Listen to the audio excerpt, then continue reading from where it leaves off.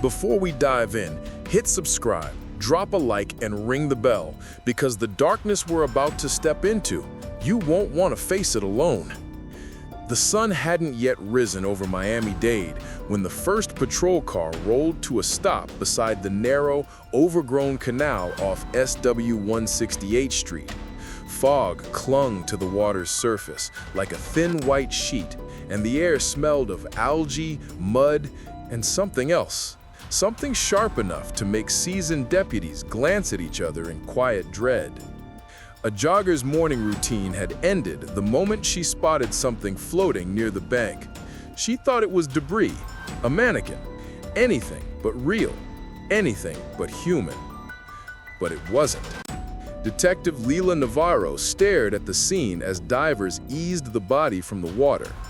Even from a distance, she recognized the clothing from the missing persons poster taped across half the county. Nerida Martel, 28, quiet, hard-working, last seen 2 weeks earlier. Reported missing by the man she trusted with her life, her boyfriend, Saul Garcia, aged 40. Only now, Nerida wasn't a missing person. She was evidence. Navarro felt that familiar tightening in her chest, the one that came when a case shifted from hope to homicide. The discovery shattered whatever thin thread of optimism remained, and yet, as the divers lifted Nerida's body onto the shoreline, something felt off, something beyond the obvious tragedy. Her phone buzzed, a message from dispatch. Saul Garcia is at the station, says he wants an update. Of course he did. Hours later, Detective Navarro stepped into the dim interrogation room. Saul sat hunched over at the table, hands clasped, head lowered. His clothes were clean, too clean, and his silence felt practiced. He didn't look like a grieving partner. He looked like a man rehearsing his next move. You told officers Nerida left the house after an argument. You never mentioned she was scared. Saul stiffened. I didn't say that because it isn't true. But Navarro had already spoken with Nerida's co-worker, who recalled Nerida showing up with bruises hidden under long sleeves. She waved it off. Just clumsy, she'd said. Just tired. The classic phrases of someone trying to protect a man who didn't deserve it. Still, there was no solid proof. Not yet. Later, analysis confirmed what Navarro suspected. Nerida didn't drown. She'd been shot, execution style. A single bullet to the head. The canal was merely a hiding place. Cell tower data told another story, one Saul didn't expect them to uncover.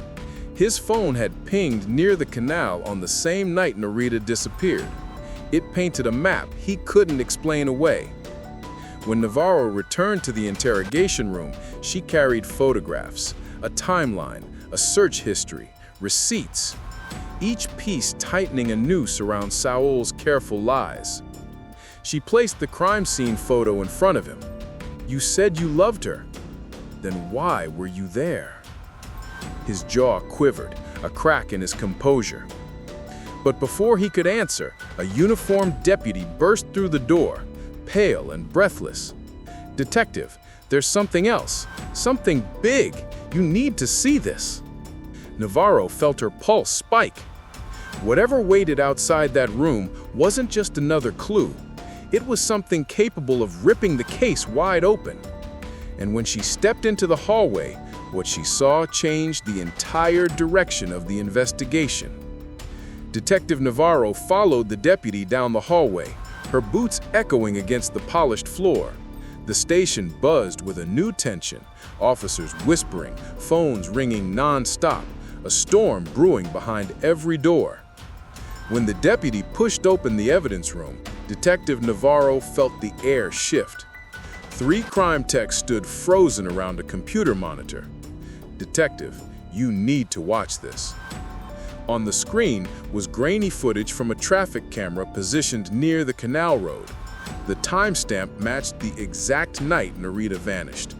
Navarro leaned forward, jaw tightening, as the image sharpened enough to reveal a familiar vehicle, Saul's dark blue Honda Civic pulling off the road at 2:13 a.m. But that wasn't what made everyone silent. A second figure stepped out of the car. A woman. She moved slowly, almost reluctantly, like someone being coaxed or threatened. Navarro's stomach twisted. For 2 weeks, everyone assumed Nerida disappeared alone, but this footage proved she wasn't alone. She was with Saul. And what came next froze Navarro to her core. Saul opened the trunk. The woman flinched.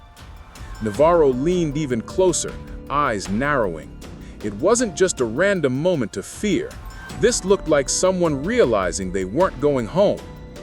Then the footage cut. Camera glitch. It resumed 40 seconds later. Saul was back in the driver's seat. The passenger side door was open. The woman was gone. Navarro felt the room shift. "Where's the rest of the footage?" "It's corrupted," a tech replied. "We're trying to recover it." She exhaled sharply. Evidence disappearing. Gaps appearing where answers should be. It wasn't an accident. Someone wanted the truth buried. Navarro returned to the interrogation room with a new fire burning in her eyes. Saul looked up, sensing her shift. "What's going on?" he asked. Navarro dropped a still frame from the traffic camera on the table. "This is the canal road. This is your car. That's Nerida getting out. Explain this." Saul paled. His throat bobbed. "That's not her. You can't see her face. Could be anyone." "And the timestamp matching the night she disappeared? Just coincidence?" He crossed his arms, locking himself behind a wall of silence. Navarro knew this strategy. When a suspect realized the walls were closing in, they either confessed or they waited, buying time for something darker to unfold. Hours later, detectives searched Saul's home. The place was spotless, unnervingly so, too neat, too curated.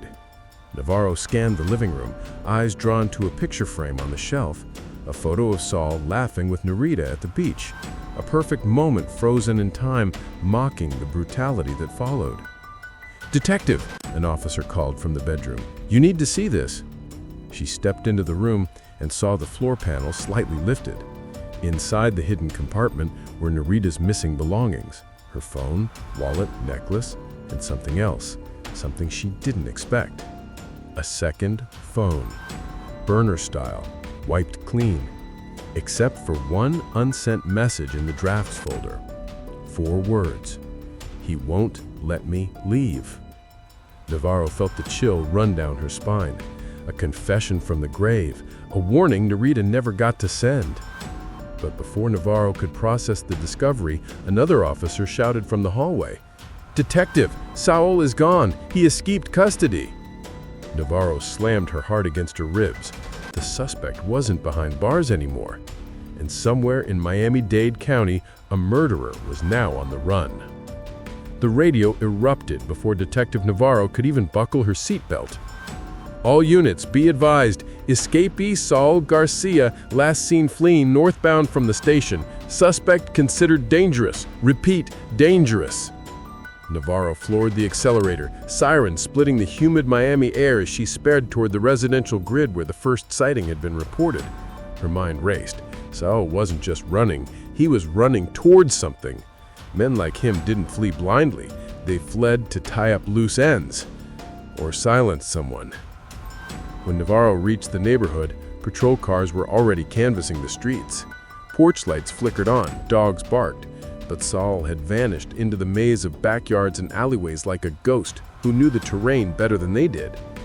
Then dispatch came through again, shaky, breathless. "Detective Navarro, caller report to man matching the suspect breaking into a property near 14th Court. Caller says the house belongs to the victim's sister." Navarro slammed her brakes. Of course Saul would go there. If Nerida had confided in anyone, if she'd left anything behind, a message, a clue, a warning, her sister Marisol would know. Navarro raced to the address, leaping out before the car fully stopped. The front door was cracked open. Inside, a lamp lay shattered, a chair overturned. Navarro drew her weapon. "Police! Marisol, can you hear me?" A muffled sob answered from deeper inside the house. Navarro moved silently through the hallway, heart pounding. She turned the corner into the kitchen and froze. Saul had Marisol pinned against the counter, his arm locked around her throat, his other hand gripping a kitchen knife. His face was drenched in sweat, his eyes wide and feverish. "She told her," he shouted. "She told her everything. You think I'm just gonna let you take me after everything she ruined?" Navarro kept her voice steady. "Saul, put the knife down. It's over." "No," he snarled, "not yet." Marisol's eyes bulged with terror. Navarro shifted slightly, just enough to draw Saul's gaze. She needed a window. 1 second, half a second, any opening. "You loved her, Saul. Then why did she hide a draft message saying you wouldn't let her leave?" That hit him like a blow. His grip faltered, his jaw trembled.